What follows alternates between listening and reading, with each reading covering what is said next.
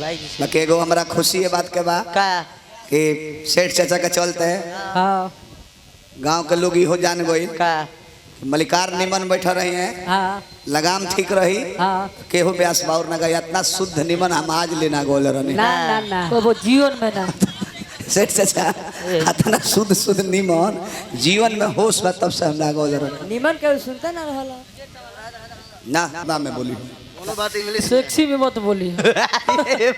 हाँ फ्रेश आवाज में बोली हम तने बब्बा तू होल जूली love is God God is love कहल प्रेम ही परमेश्वर है परमेश्वर ही प्रेम है आ तू लव करे लू तो नहीं ना और Oh, you don't touch me, my body. Understand? बोला ना कहा तनी कि love is God, God is love. हम नहीं की मानो. Love is God, God is love. Love is sweet poison. Sweet poison ए बेरा लायक कलू हो हाँ ना तो राम नाम कहला के कहत नहीं लइकन से तो लइका भुला जाता रहे फिर भेंट होता काई राम नाम जपल सुते के बेरा जागे के बेरा ब्याजी भुला गई नहीं हो ऐसा समय बा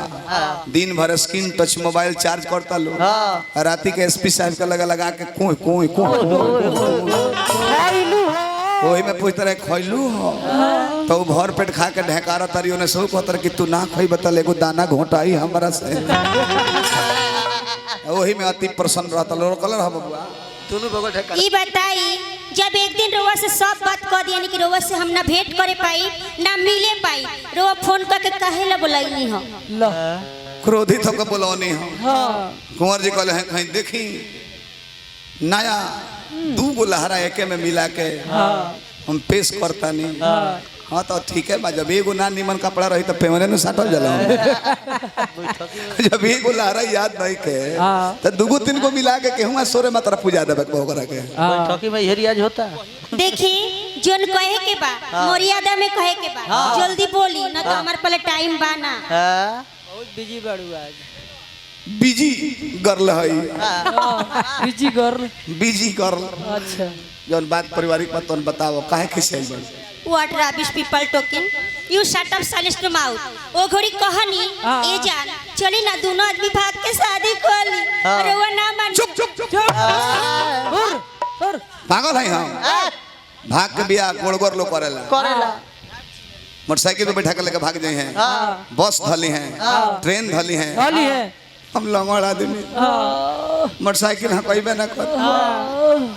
बस में चढ़ले ना जाए ट्रेन में चढ़ले ना जाए तोरा के लेके भगाइयो के बियाह करे खातिर भगी थी तोरा घर वाला 2 दिन के बाद पचेठा करते 1.5 किलोमीटर पर हुचकत भेटा जाती मार के मुंह पछी में कह देता सब ए जान हम जोन कहो तनी प्रेम से सुनी काहे के हमार शादी सेट हो गइल बाटे रउआ हमार पीछे कबो मत करो जायदा ना करो ये में हमार दोस्त बाना जोन कसूर बा हमार बाबूजी के बाटे बाबूजी के बा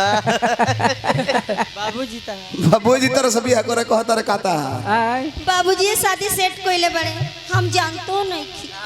कहां आइए दादा दिल्ली में एगो इंजीनियर कौन इंजीनियर आई रे माई सॉफ्टवेयर इंजीनियर होवन सॉफ्टवेयर इंजीनियर से बियाह करब